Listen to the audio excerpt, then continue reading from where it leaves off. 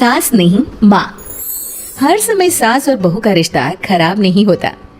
किसी किसी समय ऐसा भी होता है कि एक अच्छी सास बेटे से ज्यादा अपनी बहू का ख्याल रखती हो। माँ, मैं घर छोड़कर जा रही हूँ, मैं इस घर में किसी भी हाल में नहीं रह सकती। ये फैसला राधा की बहू लीना का था। कारण उसका और उसके पति के बीच बिल्कुल नाम बनना। अरे क्या हो गया बेटा? और ये गाल तेरे कैसे लाल है?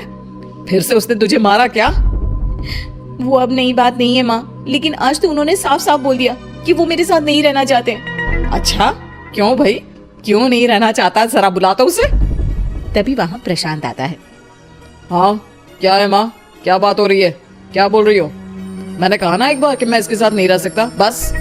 अरे ना रह, किसने कहा? निकल जा घर से। प्रशांत माँ की बात सुनकर हैरान हो जाता है।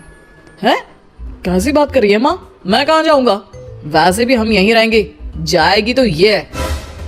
लीना रोते हुए अपने कपड़े पैक करने चली जाती है और घर से निकल ही रही होती है कि रुक, तू कहाँ चली कपड़े लेकर? कैसी बात कर रही है माँ जी?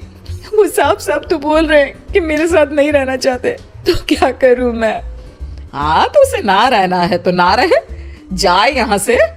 तू भूल गई बहू, घर मेरे नाम का है, तेरे पति के नाम का नहीं।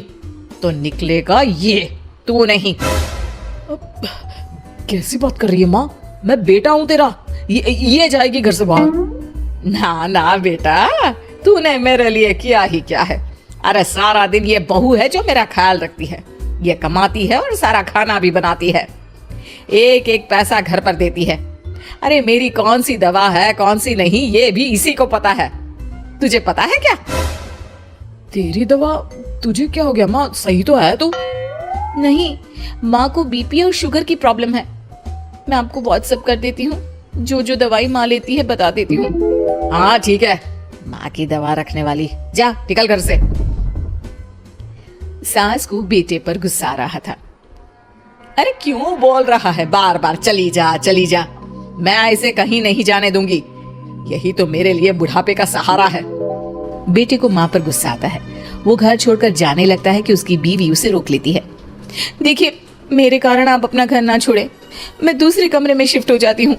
सोचिएगा कि मैं इस घर में हूँ ही नहीं। वैसे भी माँ का ख्याल रखने के लिए आपको किसी ना किसी को तो रखना पड़ेगा ना।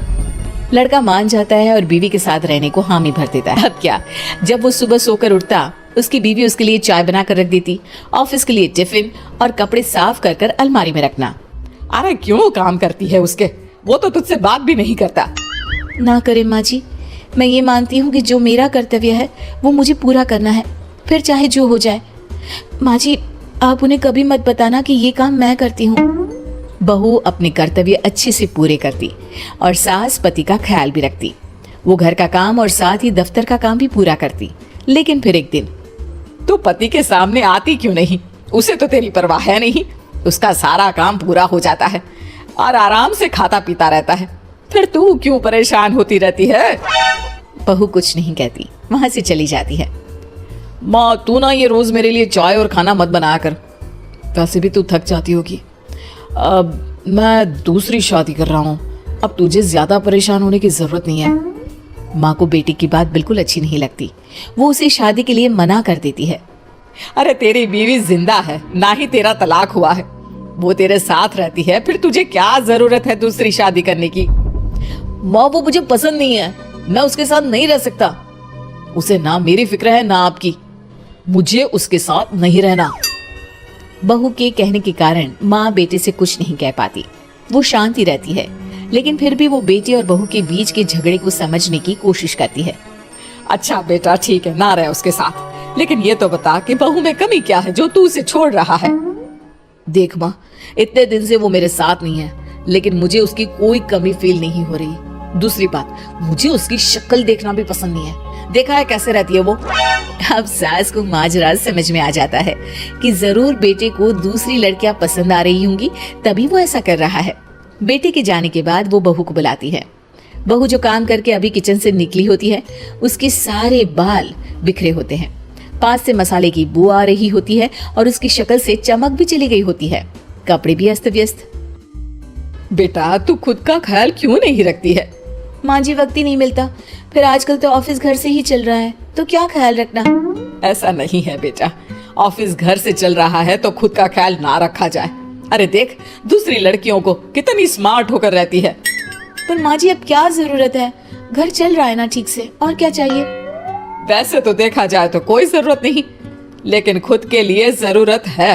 अरे खुद को 1 घंटा देना जरूरी है, क्योंकि निरोगी शरीर के लिए खुद का ध्यान रखना कोई फैशन नहीं है, जरूरत है। बहू को समझ में नहीं आता कि सास क्यों उसे ये सब समझा रही है, लेकिन बहू के काम के बीच में उसे उसके लिए कैसे समय निकलवाना है ये समझाने के लिए सास उसे अपने साथ ले जाती है। बहू, आज से हम दोनों योगा करेंगे, जिम जाएंगे, और हाँ, हेल्दी डाइट भी फॉलो करेंगे, साथ ही पार्लर भी चलेंगे।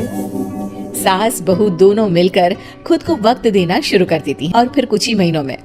क्या बात है बहू, तू तो पहचान में ही नहीं आ रही है, कैसे?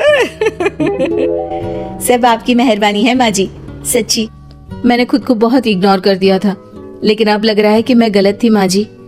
सास और बहू बात कर ही रहे होते हैं कि सामने से पति आ जाता है। वो बीवी को देखता ही रह जाता है। हाँ, तो तू क्या कह रहा था कि तू दूसरी शादी करेगा? मैंने बहू से बात कर ली है। बहू, अब कल से तू जो इसे खाना बनाकर टिफिन देती थी ना, इसके सोकर उठने से पहले चाय रख देती थी, इसके कपड़ों से लेकर सारी चीजों का ख्याल रखती थी ना, वो छोड़ देना। कल से कोई और ला रहा है ये। बेटा समझ नहीं पाता कि उसकी बीवी इतनी प्यारी कैसे हो गई। अब बहू को क्या देख रहा है?